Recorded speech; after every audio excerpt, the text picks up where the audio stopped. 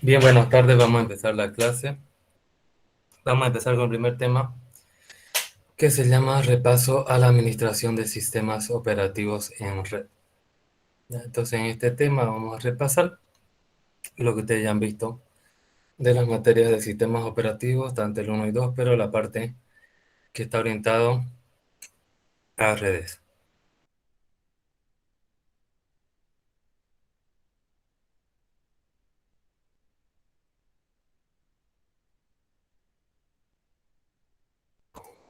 El temario que se va a ver son sistemas operativos en red, la shell como intérprete de órdenes y programación de la shell o shell scripting, que viene a ser cuando nosotros automatizamos las diferentes órdenes que hay en la shell.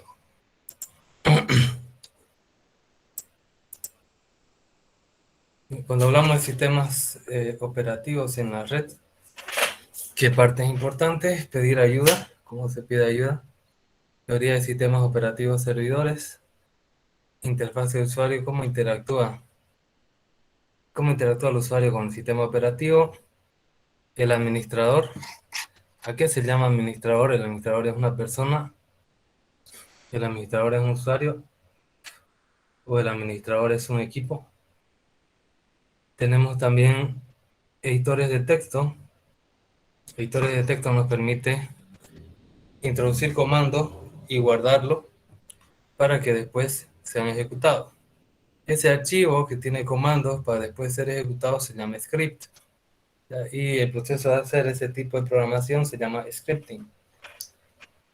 Tenemos luego los sistemas de archivos, cómo es que se configura, cómo son las estructuras de datos de los diferentes sistemas operativos para guardar la información. Por ejemplo, hay sistemas operativos como NTFS, FAT, FAT32, X2, X3, X4, dependiendo del Linux que tenemos. Y finalmente se ve lo que es la administración de aplicaciones, que aquí lo que hacemos es ver cómo se instalan diferentes aplicaciones. Bien. Entonces, para empezar con el uso de el sistema operativo, tenemos que saber cómo pedir ayuda. Ya, ¿cómo se utiliza para pedir ayuda? Pues lo básico es el comando man. El comando man me permite introducir el comando que yo quiero saber y entonces me permite obtener la ayuda que tenga el sistema operativo guardado sobre ese comando. El comando man cada vez está menos actualizado y hay más información en internet.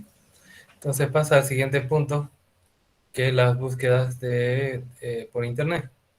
Hay diferentes búsquedas para ver documentos introductorios. Por ejemplo, cuando usted va a empezar una investigación, busca palabras claves como introduction o overview y después ya va detallando algunos, eh, algunos comandos más, ¿no? Bien, luego tenemos nosotros tutoriales o cursos. La palabra clave para ser utilizado se llama tutorial. Luego tenemos recetas detalladas, receta de cocina que se llama también, donde tenemos para un caso específico, tenemos how to, es la palabra clave. Tenemos preguntas y respuestas frecuentes, las FAQ, Frequent Answer and Question. Después también se puede pedir ayuda a un compañero de trabajo o a un profesor, pero para hacer esto también se puede pedir a un compañero de estudio, ¿no? Para hacer esto siempre hay que demostrar un cierto trabajo previo porque si no la gente no le va a querer ayudar, ¿no? Luego tenemos los foros, que es donde se publica información y se responde. No hay que tener cuidado en el uso de foros para no dar demasiada información que pueda más bien, en vez de ser de ayuda, ser de perjuicio. ¿Cómo? ¿En qué caso sería de perjuicio? Por ejemplo, ustedes son los encargados de redes de alguna empresa petrolera o bancaria y pone en internet un foro sobre lista de control de acceso, pone, no, yo soy el encargado de sistemas de tal empresa, tengo tal dirección de red, estoy haciendo mi lista de control de acceso así, no me funciona, ¿qué puedo hacer para hacer tal cosa? Entonces, sí que una empresa importante es fácil, ¿no? Para que un atacante con esos datos le pueda más bien, en vez de ayudar, perjudicar. Entonces hay que tener cuidado con los foros. Correo electrónico se puede también pedir de los centros de soporte. Cuando nosotros somos parte de una empresa legal que compra software legal, o los equipos también tienen todavía garantía, por correo electrónico se le puede pedir ayuda, se le puede pedir ayuda al fabricante para que nos dé información. Obviamente hay que saber inglés para tener mejores resultados. Eh, y eso va, ¿no? ¿Cómo pedir ayuda? Primero tratar de conocer el inglés, algunas abreviaturas que se utilizan en el mundo de Internet. Eh, ser una persona cortés al momento de escribir, pero no tanto tampoco que embrome al que le está preguntando, y ir al punto, ¿no? Tratar de hacer los problemas lo más puntuales posible en su descripción. Si no se puede, pues se debería partir en diferentes segmentos, diferentes correos o comunicaciones si es que son un problema complejo que tiene muchas partes. Entonces, esto es básico para el uso de cualquier sistema operativo que trabaje en la red. Tiene usted que tener la forma de pedir ayuda, porque no, los sistemas operativos son software demasiado complejos, demasiado grande. Entonces, no, usted no lo va a conocer todo, ¿no? Entonces necesita pedir ayuda de alguna forma para que pueda utilizar el sistema operativo.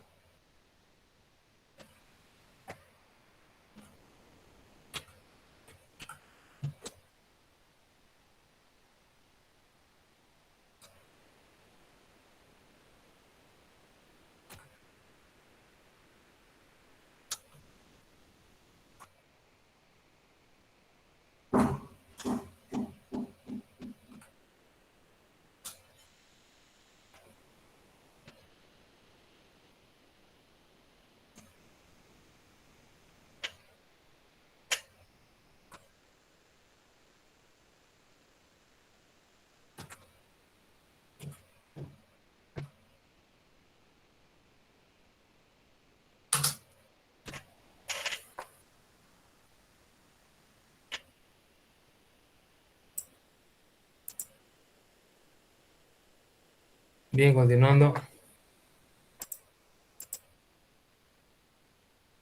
tenemos teoría de sistemas operativos servidores. Vamos a la historia un poco de Unix Linux. Historia de Windows Server, parte de un sistema operativo, Linux y el software libre, el núcleo del sistema operativo, también llamado kernel, procesos, computación en la nube y computación en la niebla. Cuando se crea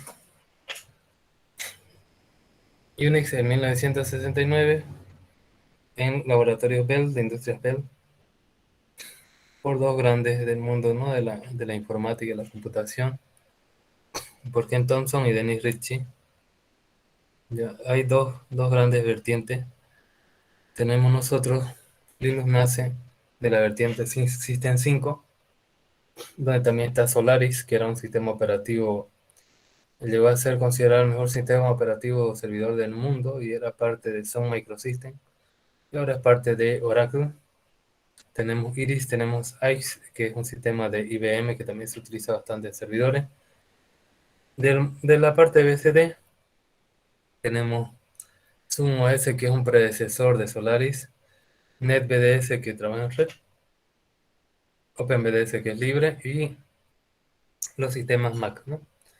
Todos los derivados de Mac son una vertiente también, son un tipo de Unix, ¿no? Dentro de los Linux hay otras divisiones también. Esas distribuciones se llaman distro o distribuciones. Entonces tenemos acá diferentes distribuciones Linux. Tenemos Scalware, GentooSUSE y derivados de Red Hat. que es una vertiente bastante grande. Tenemos Fedora, Mandriva, que antes se llamaba Mandrake, y derivados de Debian, que es la otra gran vertiente entre los Linux. Tenemos Ubuntu es con sus diferentes versiones, inclusive versiones educativas de Ubuntu. Tenemos también Canopy, GNU Linux, Guadalest, Kali, y el que estamos utilizando nosotros, que vamos a utilizar, se llama Debian, ¿no? Debian. Bien.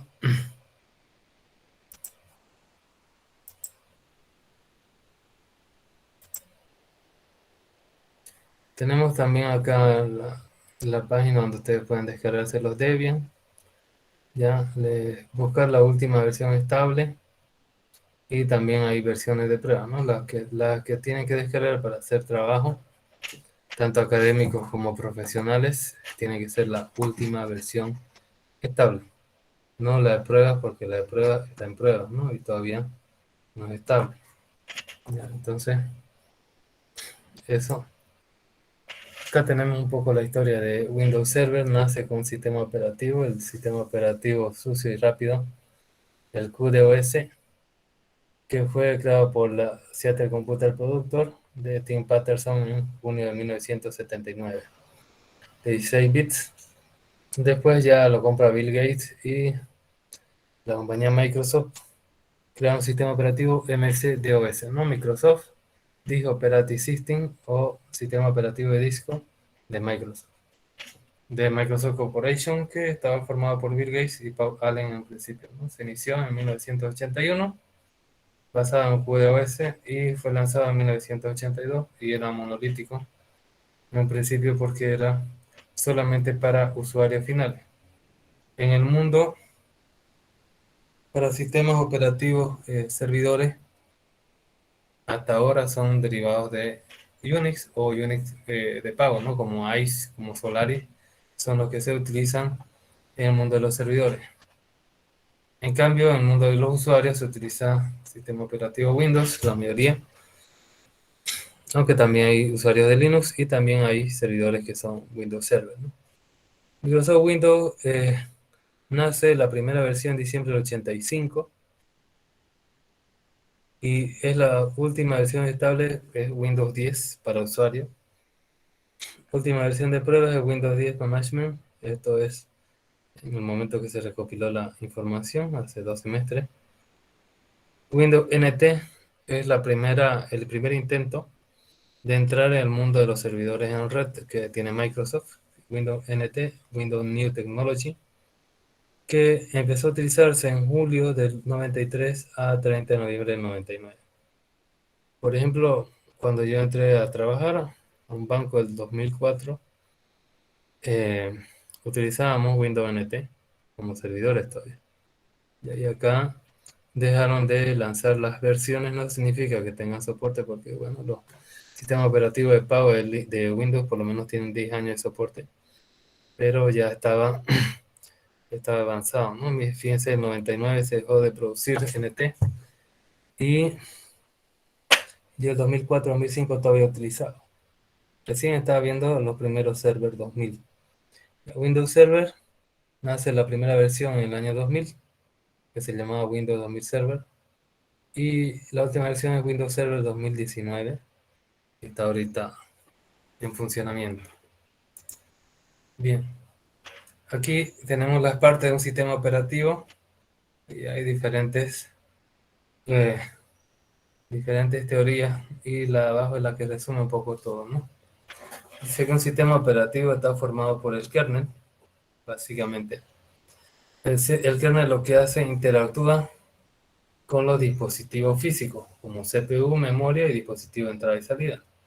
Y el kernel le proporciona llamadas o APIs para que las aplicaciones lo puedan llamar, y de esa forma generar las operaciones. Entonces también lo podemos ver solo desde el punto de vista lógico. Tenemos el kernel o núcleo. Hay una interfaz, que puede ser una interfaz de línea de comando o una interfaz gráfica de usuario. Y tenemos un sistema de archivos. Aquí arriba correrían las aplicaciones. También tenemos que, así como acá, tenemos el núcleo como centro, el hardware como centro de todo. Después viene el núcleo del sistema operativo, que es el que interactúa con el hardware. Después hay llamadas. ¿A través de qué? A través de una interfaz que también se llama Shell, ya que es una interfaz de línea de comandos programable. Y tenemos las aplicaciones que son lanzadas a través de la Shell. Entonces, tenemos acá un núcleo, unas llamadas al sistema por la interfaz de usuario, y tenemos librería de funciones comunes y tenemos una shell para que sean utilizadas por las aplicaciones, ¿no? Y finalmente está aquí el usuario que utiliza todo el sistema operativo, ¿no? Entonces, básicamente, ¿de qué estaría compuesto? ¿De qué estaría compuesto un sistema operativo? Estaría compuesto principalmente por un kernel o núcleo que interactúa con el hardware. El hardware no es parte del sistema operativo porque el sistema operativo es un software, ¿no? Luego, arriba de ese kernel va a haber una librería de funciones comunes, unas APIs y un sistema de archivos. Arriba de eso va a haber una interfaz y arriba de la interfaz va a haber las aplicaciones y las aplicaciones van a ser utilizadas por un usuario, ¿no? Entonces eso son las partes del sistema operativo. ¿Ustedes creen que un sistema operativo puede funcionar fuera del hardware? ¿Qué dicen?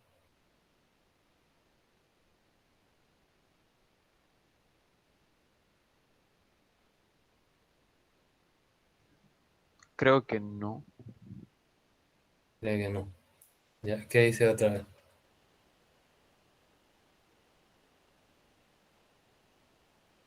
Yo también creo que no. Creo que no. Ya. ¿Alguno que piense lo contrario?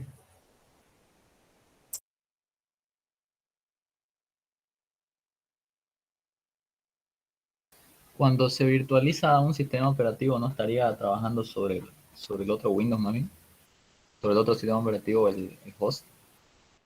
Claro, en ese caso es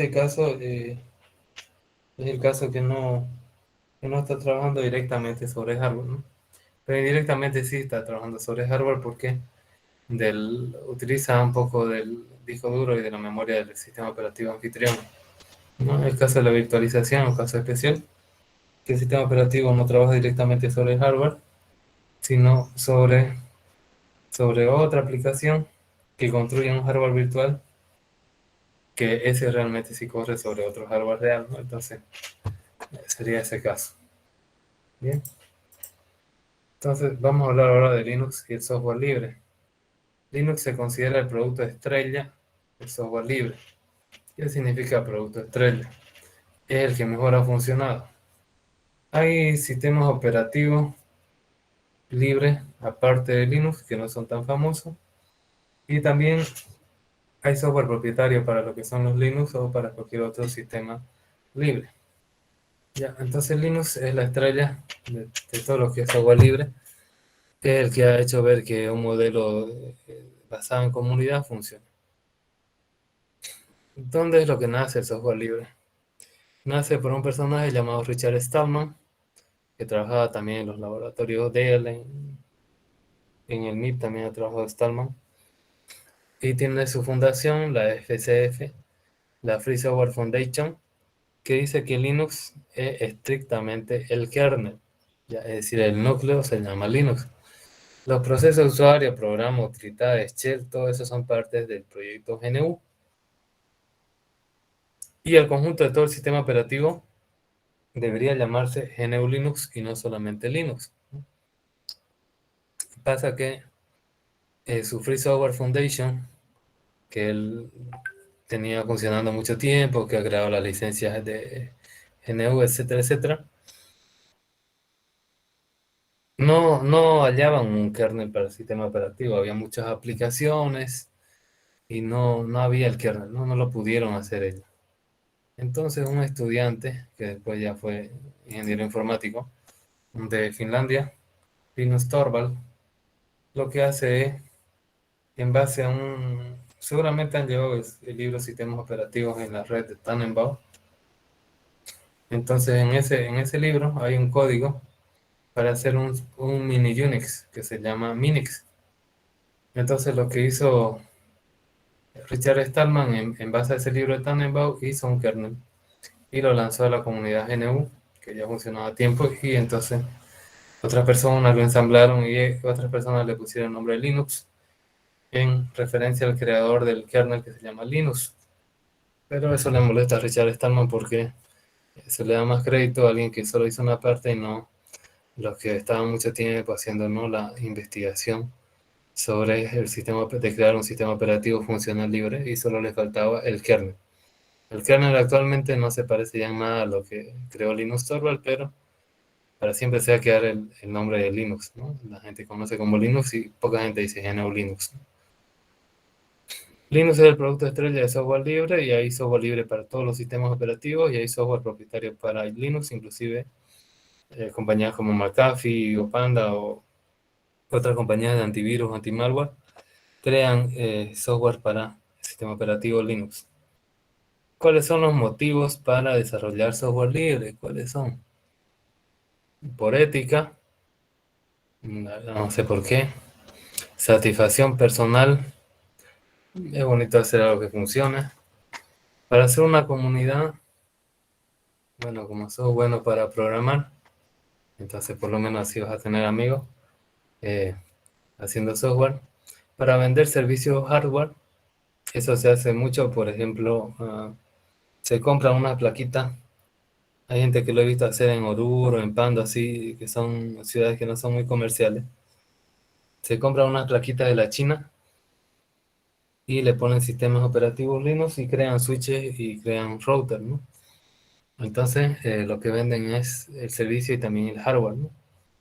También sirve para aprender, eso sí me parece algo muy importante, y para desarrollar una tesis de doctorado, un proyecto final de carrera, un trabajo final de máster, para lo que es educativo, sí me parece software libre. Muy bueno, sobre todo para la gente de nuestra área, porque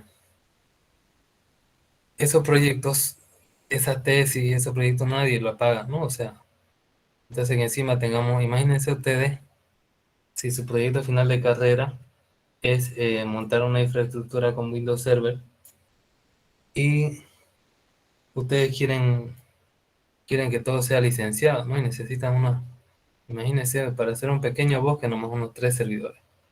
Cada licencia básica, $5,000. Ustedes le dicen, mamá, para mi tesis quiero $15,000. Este estudiante de la Gabriel, no creo que le den, no sé, tal vez alguno de ustedes tengan, ¿no? Pero, en cambio, si tienen Linux, se descargan ustedes 3 Debian, van a sufrir un poco más, pero van a ser prácticamente lo mismo, ¿no? O 3 CentOS. Entonces, para la parte de lo que es estudio, ahí está bien, muy bien está el software libre, porque tiene todas las partes de un sistema operativo funcional. Ahora, no sé qué tanto será satisfacción personal, porque mientras más libres sean las cosas, pues para nosotros lo de tecnología, menos nos necesitan, ¿no? Entonces, bueno, hay que ver ahí un poco nuestro interés con el interés de la demás gente también, ¿no? Por eso la mayoría de los encargados de redes en una empresa, cuando a un banco así le dicen, quiero que me compre un servidor de tales características que tenga Windows Server de la última generación, quiero que me compre un, un firewall que sea un Palo Alto, un Fortinet. Todo eso se le pide, ¿no? A la gerencia y algo nos dan, ¿no? No siempre nos dan todo lo que pedimos. Pero nosotros podríamos montarlo todo en Linux, ¿no? Pero ¿qué pasa? No tiene soporte, es más trabajo, ¿no? Y entonces nosotros lo vemos como algo más educativo, el mundo de software libre, y ya la parte profesional se hace ya con software de pago, a no ser que la empresa sea chiquitita y no tenga las condiciones. Entonces nosotros montamos también servidores y firewall y proxy con software libre, que son totalmente funcionales y son buenos, ¿no? Entonces, cada uno va a ver por qué motivo utiliza el software libre. Yo en mi vida profesional he trabajado con servidores Windows Server, bueno, Windows NT también, y también con sistemas operativos Linux, sobre todo Linux Debian y también Red Hat. Red Hat es otro sistema operativo que es libre. Es libre porque usted puede descargarse todo el código de internet, pero usted lo tiene que compilar, crear sus máquinas virtuales y es demasiado complicado, ¿no? Si usted lo quiere ya el CD empaquetadito para instalar directamente, tiene usted que comprarlo, ¿no? Y vale para sus $3,000 también. Pero es software libre porque es descargable a través de su web oficial de alguna u otra forma, ¿no? Entonces, todavía está dentro del software libre, aunque bueno, la mayoría de la gente que utiliza Red Hat, la mayoría de las empresas que utilizan Red Hat prefieren comprar ya el compilado, ¿no? Porque es realmente difícil, ¿no? Compilar un sistema operativo servidor demasiado grande como es Red Hat. Bien, acá tenemos las 4 libertades del software libre. Esto se tiene que cumplir para que un software sea considerado software libre. Por ejemplo, tiene que tener libertad de uso, como todos los productos de Google, libertad de estudiar y modificar. Eso no se puede hacer con producto de Google. Por ejemplo, acá el Google Meet. ¿Usted cómo lo va a estudiar y modificar si no tiene el código, no? Libertad de redistribución de copias. Usted puede redistribuir las copias ya sea pagando, para que le paguen, o ya sea gratis, de software libre.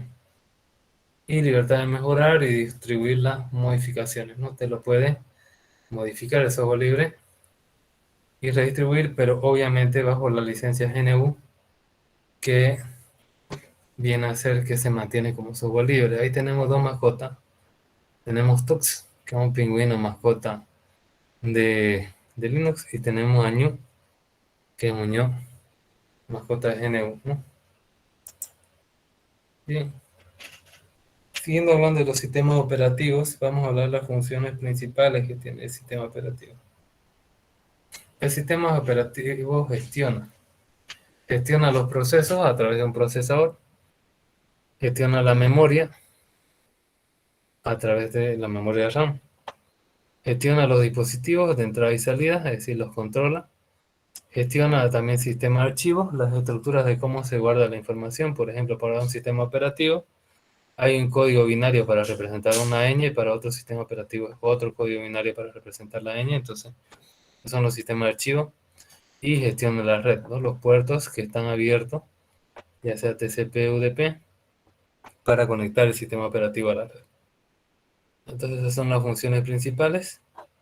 Luego tenemos servicios principales de un sistema Unix en general. Hemos visto previamente que Linux es un tipo de Unix.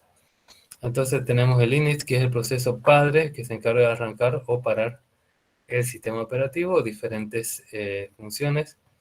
Tenemos las terminales remotas, que se puede hacer login o logout. Tenemos el syslog. El syslog viene a ser un tipo de gestor de red, porque el syslog guarda todo lo que se hace con el sistema operativo. Es un log, no es una bitácora. Entonces nos permite ver qué ha pasado en caso de alguna falla en el sistema operativo. Tenemos también ejecución periódica de órdenes. Hay dos programas que te permiten programar en un futuro la ejecución de un comando o una orden, que son el cron y son el add. El cron te permite llamar scripts y hacer una ejecución periódica de muchas órdenes, muchos comandos, y el add te permite para un solo comando. Tenemos también el entorno gráfico, que se llama Xwindow en los Linux. No es Windows, ¿no? Con ese, sino es Xwindow, y es más antiguo que Windows. Tenemos entorno de red. El entorno de red está gobernado por los demonios. Los demonios, que son programas, se puede decir que son procesos, ¿no? Un proceso es un programa que está en ejecución, y un demonio es un proceso que se ejecuta en segundo plano, es decir, no se lo ve. Por ejemplo, detrás en su computadora ahorita que usted ve en esta pantalla, detrás está ejecutándose, por ejemplo, los demonios de red, ya sea TCP/25, TCP/80 para ver, por ejemplo, esta conexión de HTTP, TCP/25 para el correo electrónico, todo eso está abierto. Ya, y si usted no lo ve, como esta computadora, y está haciendo streaming de datos, ¿no? Está moviendo datos, y esos son los demonios, ¿no? Que no se ven.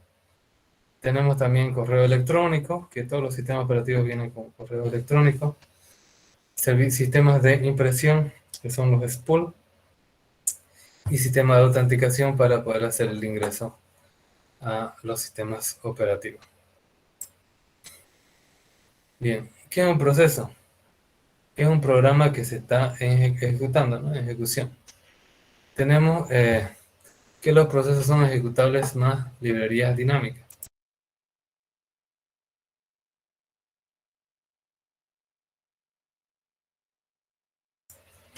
¿Cómo identificamos procesos nosotros? Tiene un numerito. Ese numerito es de PID para el proceso, UID para el usuario que lanzó ese proceso y GID para el grupo. ¿Qué es un grupo? Un grupo es un conjunto de usuarios que tienen las mismas características de uso en el sistema operativo o servidor. Por ejemplo, si nosotros tuviéramos un Active Directory en la facultad, tendríamos un grupo estudiante, otro grupo docente, otro grupo administrativo. Inclusive podría haber grupos de estudiantes de informática, de sistemas y redes, ¿no? Entonces, cada grupo va a tener acceso a ciertas características y va a tener derecho a utilizar cierto equipamiento, ¿no? Entonces, bueno, tenemos un header que es el identificador. Hay un usuario muy importante, el usuario se llama root o raíz en inglés, ¿no?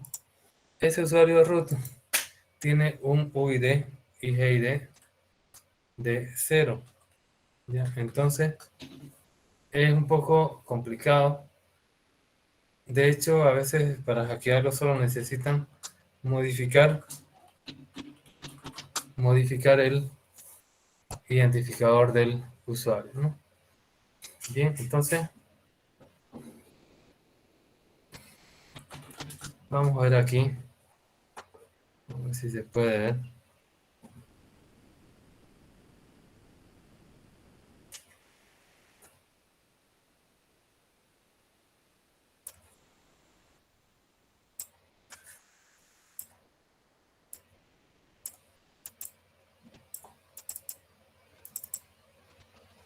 Bien, ahí se ve un sistema operativo.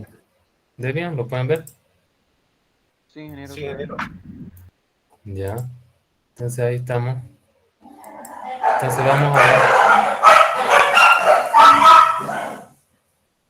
vamos a ver algunas eh, unas cosas más que hemos hablado aquí.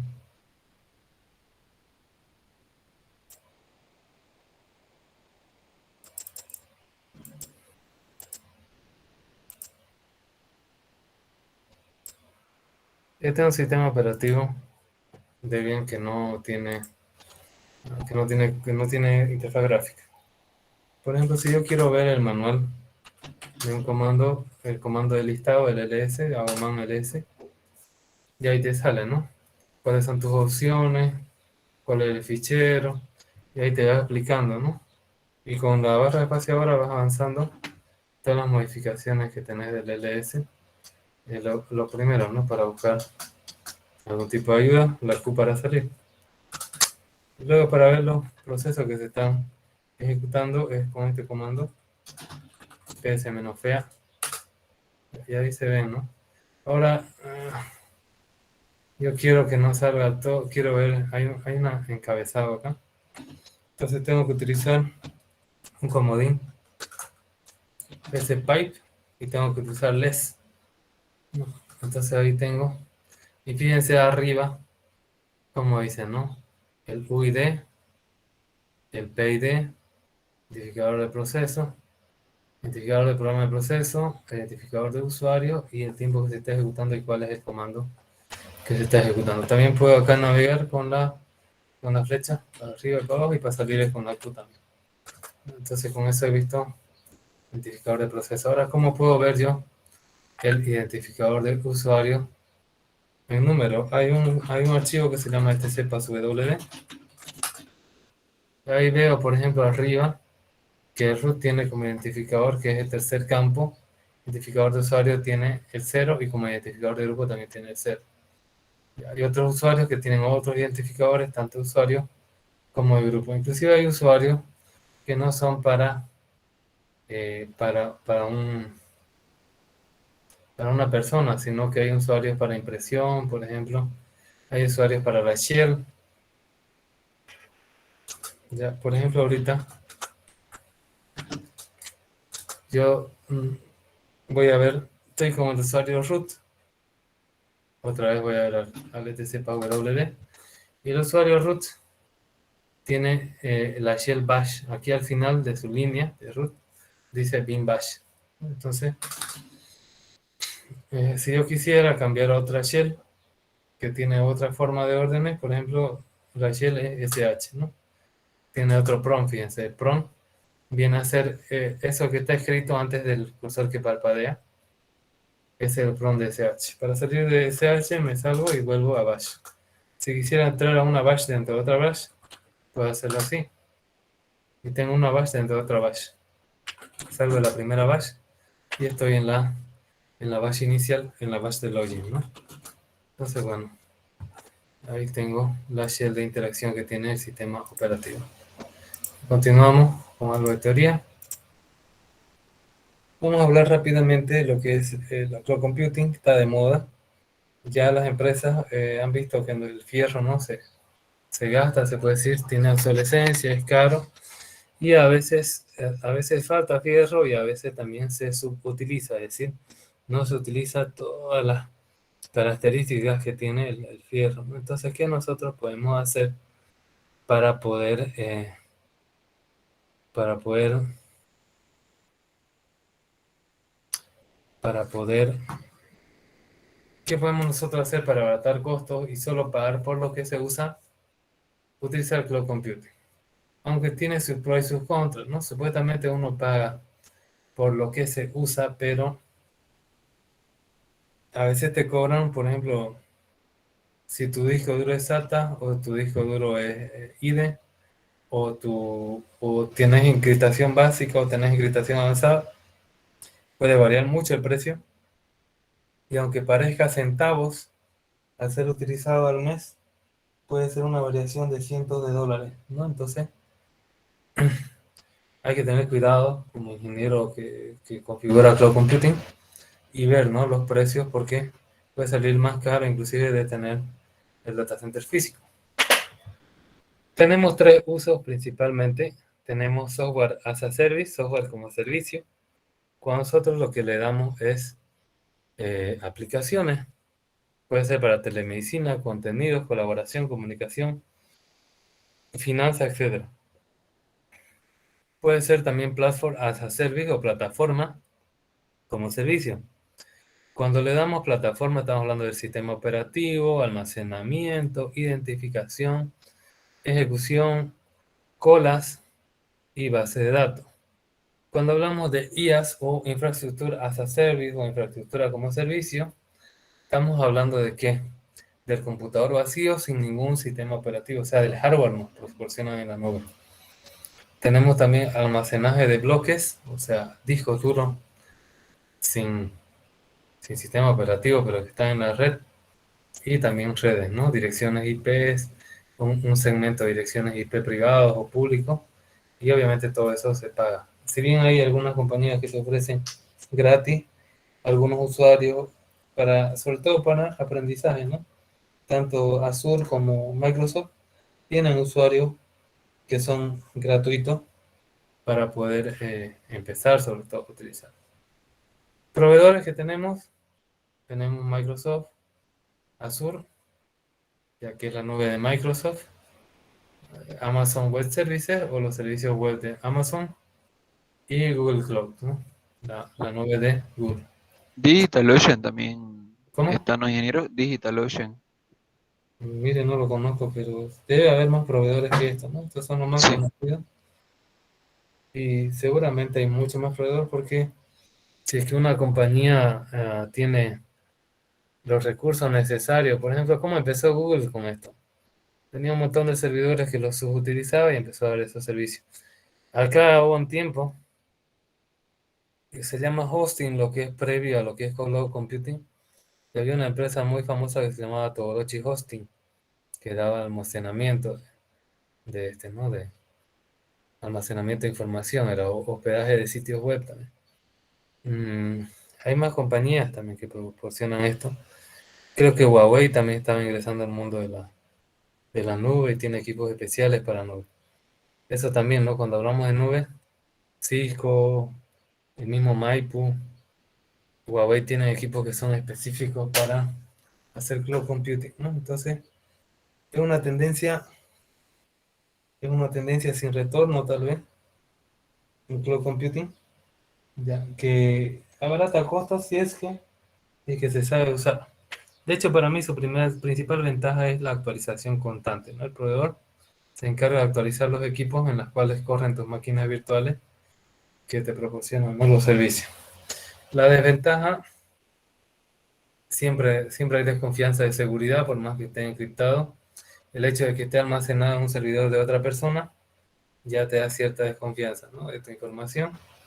También tenemos la desventaja de que sos el dueño de tus datos o no, ¿no? Cuando querés salirte, hay empresas que, por ejemplo, te dan tu información dependiendo del contrato, ¿no? Puede que haya contratos que no le te den tu información y ya ahí no puedes migrar a otro proveedor, y otros que te den tu información pero te la den en un formato que solo sea entendible para su servicio de cloud, ¿no? Entonces, tiene sus cosas buenas y tiene sus cosas malas la cloud computing.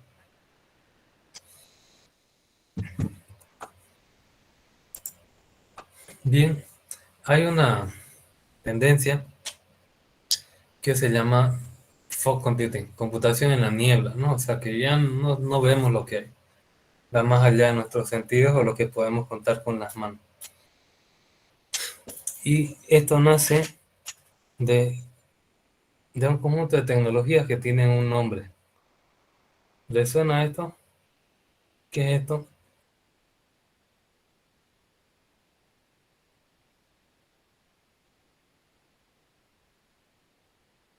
¿Qué se llaman todo este conjunto de tecnologías? IoT sería, ingeniero. Muy bien, ¿no? Internet, las cosas, IoT. ¿Ya? La madurez del IoT, que prácticamente es electrónica programable, utilizada de forma masiva para después ser almacenado en grandes almacenes de datos y después ser procesado con técnicas de minería de datos avanzadas que se llaman Big Data, y proporcionar reportes para que los empresarios puedan ver cuál es la tendencia, ¿no? de uso o de manejo de las cosas. Entonces acá tenemos los dispositivos frontera o edge o de arista, que son billones, ¿no? Son billones de dispositivos que hay en Internet de las cosas. Acá tenemos equipos de telemedicina, tenemos sensores para luces, tenemos también tenemos compras online, tenemos control del agua, control de la corriente. Entonces todo eso se puede hacer en la cloud computing, ¿no? ¿Y esto dónde va? Va a los nodos en la niebla, que son muchos, porque, por ejemplo, usted si tiene 50 sensores que controlan el nivel de agua de un predio para ver si es que hace falta o no, la información de esos 50 sensores va a ir, ¿a dónde? Va a ir a un servidor, ¿no? Y de ahí va a tomar decisiones. Ahora, esos millones de servidores de los sensores, de los autores, pueden agruparse ya por compañías más grandes que proporcionan servicio. Imagínense que Cotas, Tigo empiecen a dar servicios de cloud computing. Ahorita mismo, no sé si llega a pasar eso o no, ¿no? Pero ahorita mismo la cloud computing la dan ingenieros, ¿no? O sea, los futuros ustedes. Y solamente utilizan de los internet, de los proveedores de servicio de internet, utilizan la conectividad. Pero imagínense que una compañía como Tigo empiece a dar servicio de cloud computing para lo que viene a ser la agropecuaria de Santa Cruz, ¿no? O no sé qué habrá en los otros departamentos, ¿no? Pero aquí en la agropecuaria sintetice todos esos datos en data center, ¿no? Y eso es la cloud computing, y esos son miles de datasets. Entonces con eso puedes ver ciertas tendencias, análisis de la agropecuaria, cómo es lo que hay que mejorar, etcétera, etcétera. Entonces esa es la computación en la niebla, es una evolución de la cloud computing, pero ya no para tecnologías de la información y comunicación clásicas, sino para Internet de las cosas. Bien. Continuando, vamos a hablar de las interfaces de usuario. Las interfaces de usuario son las que permiten al usuario comunicarse con el sistema operativo. Puede haber un sistema operativo brutal, pero si no tiene una interfaz, no hay forma de comunicarse con él. Por ejemplo, para comunicarse máquina a máquina tenemos las interfaces de red, que son esos huequitos donde te pone el cable con su conector RJ45, o también tenemos interfaz de red inalámbrico, que es una antena que trabaja a 802.11, pero que usted no la ve, ¿no? Entonces, pero para el usuario también hay otro tipo de interfase. Son las interfaces gráficas, o GUI, interfaz gráfica de usuario, y la interfase de texto, que son consola o línea de comando, ¿no? Las cliques. Y tenemos acá las interfaces gráficas, que el Windows que usted utiliza tiene una interfaz gráfica. Es un gran avance para los usuarios nuevos y facilita tareas ocasionalmente, ¿no? Entonces, por ejemplo, si usted copia y pega, hace control C, control V, o clic derecho copiar, clic derecho pegar, escribe ciertos documentos, escucha música, ¿no? Son usuarios nuevos. Es menos eficiente porque se hace hartas cosas a mano. Por ejemplo, cuando muchos archivos se llaman parecidos, usted lo puede hacer en un solo comando, un copiado. En cambio, si usted hace con una interfaz gráfica, tiene que hacer uno por uno. Aunque bueno, hay algunas agrupaciones que ya se han hecho también.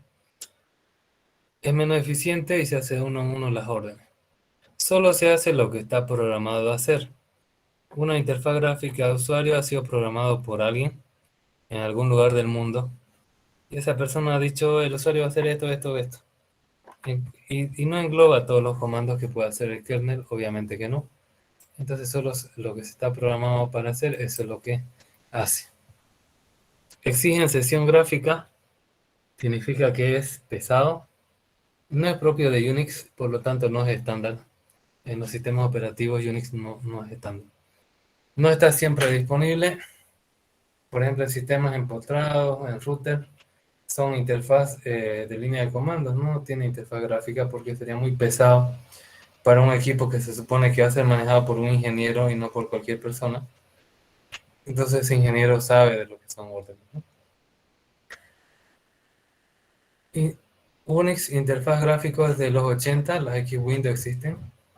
Sobre las X-Window va gestor de ventanas como KWin, Enlistment, Metaxi, MWM, XF, WM. Y sobre el escritor de ventanas viene el escritorio que puede ser KDE, Genome, que son los más utilizados, o XFace, entre otros.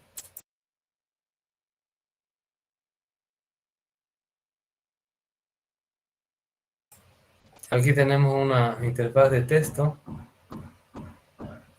Y la interfaz de texto, ¿qué nos dice, no? Que hay que escribir programas para que hagan una cosa y la hagan bien, una sola cosa. Escribir programas para que trabajen juntos entre ellos, haciendo muchas cosas. Y escribir programas que manejen flujos de datos, streaming, de texto, porque eso es universal. Todo lo que se maneja y se puede hacer de forma envío y recepción de datos por texto es universal. No siempre lo que es en forma gráfica es universal. Tenemos las interfaces de texto. Se interactúa a través de un equipo que se llama teclado, ¿no? Que tiene tecla, donde usted va a ingresar órdenes. Tenemos por consola, hay también terminales virtuales, que se pueden ustedes crear así como nosotros ingresamos a un shell, a un bash dentro de otro bash, ¿no es verdad?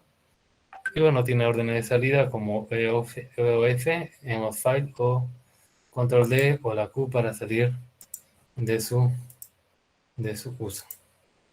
Bien. Ahora vamos a empezar hablando de una palabra que es un poco complicada de poder definirla correctamente. Esa palabra es administrador. ¿Qué es el administrador para usted? Puede ser una persona, puede ser un usuario, ¿no? Vamos a hablar desde el punto de vista de usuario. El administrador del sistema operativo, del data center, del cloud computing, es una persona responsable. Un administrador es una persona responsable. ¿De qué?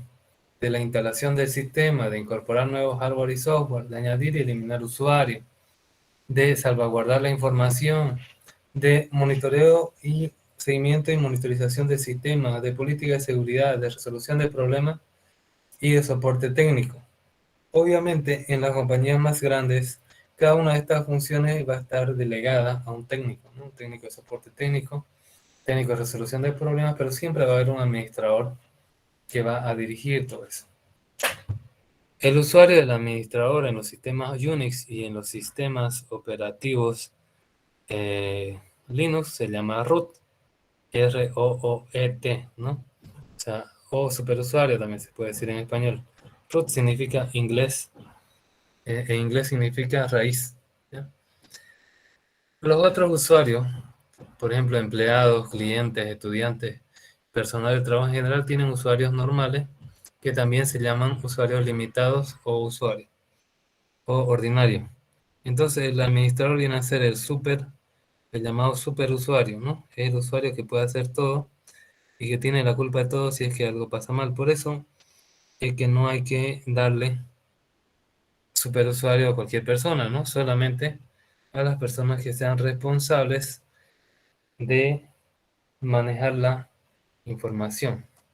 Ya, a esa persona hay que darle usuario privilegiado. Si no, se le da usuario normal. Bien, dentro del administrador hay que tener ciertas consideraciones o cuidados. Hay tareas que solo el root puede utilizar, puede ejecutar, ¿ya? Por ejemplo, el root puede hacer lo que sea. Puede crear usuario, puede cambiar la contraseña de un usuario, puede instalar cierto tipo de programa que un usuario normal no puede. Un usuario normal no puede crear otro usuario, no puede cambiar la contraseña de otro usuario y eh,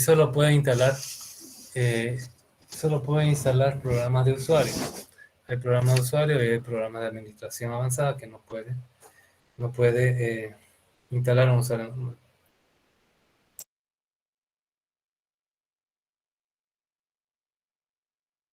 ¿Cómo? Bueno, entonces hay ciertas consideraciones, ¿no? Hay tareas que solo root puede ejecutar. Solo hay que ser root el tiempo estrictamente necesario. Ya, por ejemplo, si usted está trabajando, no va a estar todo el día como root, ¿no? Sino solo para hacer instalaciones, para poder cambiar una contraseña, etcétera. Si usted quiere seguir ese usuario si quiere seguir en ese servidor para que haga operaciones normales, entonces el resto del tiempo tiene que ser usuario limitado, un usuario ordinario, ¿no? Por ahí está descargando videos y cosas así.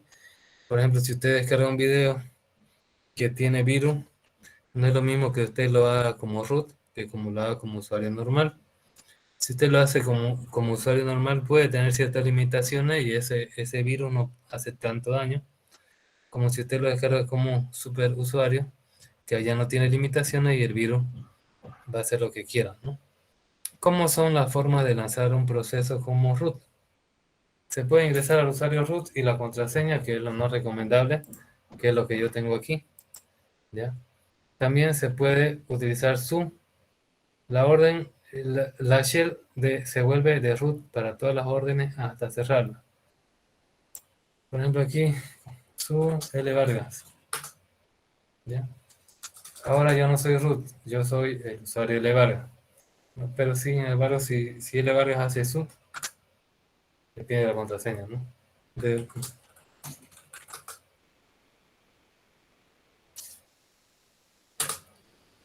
ya, y entonces ya he ingresado como si fuera un, un superusuario, ¿no? Voy a salir y voy a volver a L Vargas. Ahora yo podría lanzar una orden. Por ejemplo, si yo hago ls, estoy como L Vargas, ls sbin, me da cierta información. Ahora, si yo quisiera lanzarlo como superusuario, hago un sudo ls sbin y me da, no lo conoce el sudo.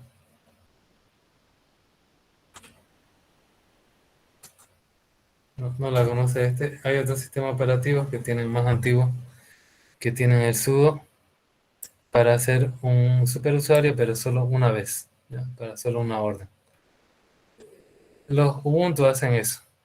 Entonces, por ejemplo, ¿cómo yo puedo hacer para hacer un superusuario mucho tiempo y no solo una orden? Hago sudo su. Esto es como cuando, eh, más o menos es como cuando a Aladino le dan 3 deseos, ¿no? Y uno de sus deseos es tener 1.000.000 de deseos, más o menos así, ¿no? Su me vuelve superusuario, sudo me vuelve superusuario para una orden, y hay sistemas operativos que tienen capado el su. Entonces, para poder desviar esa seguridad, se hace un sudo su y se puede ingresar como superusuario, ¿no? Dice acá, yo solo quiero una orden de superusuario. ¿Y cuál es esa orden? Es ser superusuario permanente, ¿no? Entonces, bueno, ellos utilizan sistemas operativos como Ubuntu. Y para ver qué usuario se puede convertir en superusuario, está el archivo etc sudoers, ¿no? Acá va a hacer un cat etc sudoers. No existe el archivo, me dice.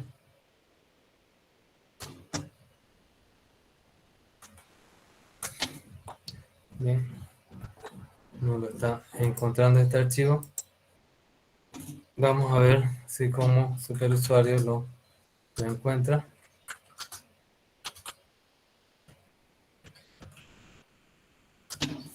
No existe ese archivo, también me dice.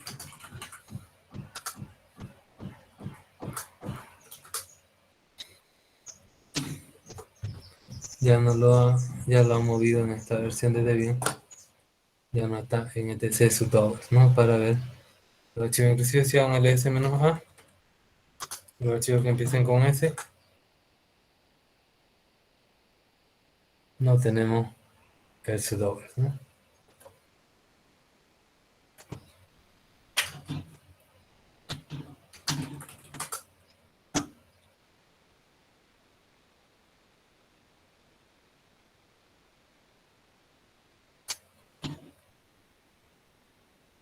Bien.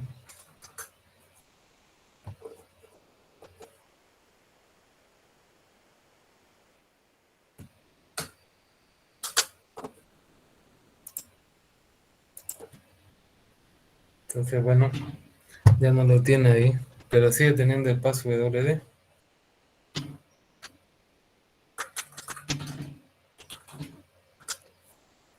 con los usuarios. Tiene también el shadow que tiene las contraseñas del usuario. Voy a ver si lo puedo ver yo como si fuera el usuario normal. Si puedo ver shadow. No me muestra porque yo soy usuario normal, no soy superusuario. Entonces me voy como superusuario, hago el shadow y si puedo ver, ¿no? Que acá están las contraseñas cifradas con MD5 de nuestros usuarios. Bien. Como decía al principio, hay algunas ambigüedades en el uso de la palabra root, porque root puede significar el usuario root, puede significar el directorio home de root. El directorio home de todos los usuarios está en /home, a excepción del usuario root que está en /root. El punto del que cuelga todo el sistema de archivos, que es la barra, que se llama root, también se llama raíz, directorio raíz también se le llama en español, y lo que hay que hacer es distinguirlo por contexto nada más, ¿no? Porque son muchas opciones para la misma palabra.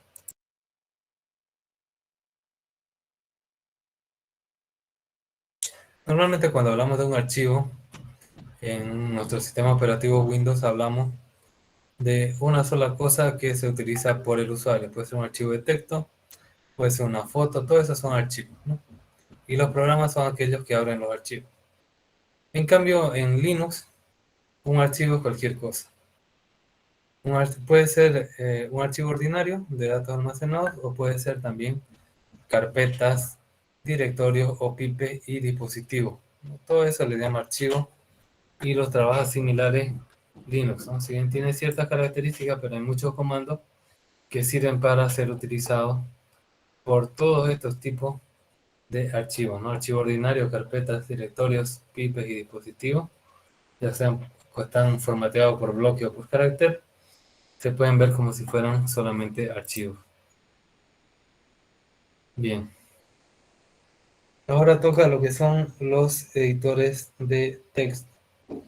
Ya, los editores de texto versus procesadores de texto, editores en modo gráfico versus editores en modo texto. Vamos a poner el editor edit, editores ligeros y otros editores. Antes de seguir avanzando, voy a, voy a poner acá una tarea en el chat. Esto lo voy a crear el día de mañana hasta el mediodía en la plataforma. Ya, entonces, aquí lo voy a dejar, pero espera un ratito.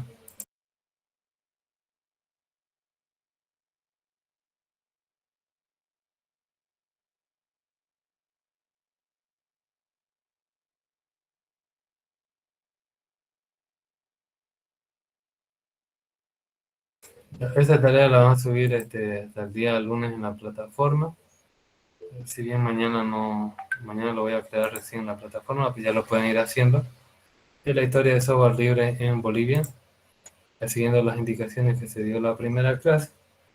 Hacer un resumen de una plana 5 máximo ya sobre el software libre en Bolivia.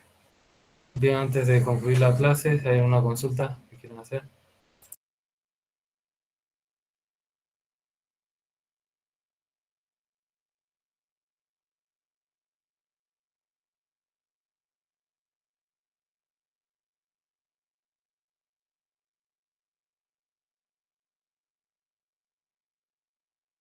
Disculpe, ingeniero, ¿de cuántas hojas más o menos puede tener? Todo a mano, ¿no? También. Claro, tiene que seguir las indicaciones que se le dio el primer día de clase. He dicho, ¿no? De 1 a 5 planas. ¿Otra pregunta?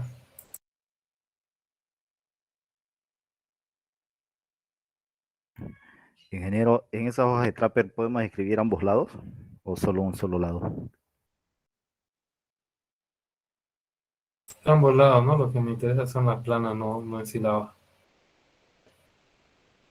¿Otra pregunta?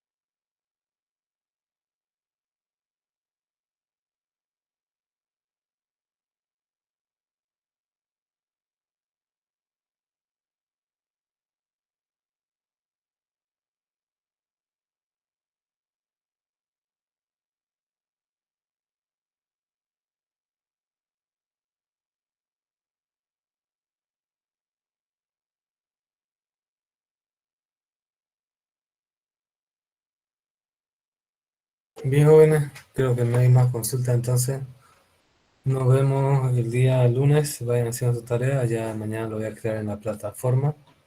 También ya me han pasado los correos de los que no tienen plataforma. Yo le voy a crear una plataforma temporal. Y eso sería todo. Hasta luego. Hasta luego, ingeniero. Hasta luego, ingeniero. Gracias, ingeniero. Hasta luego. Ingeniero.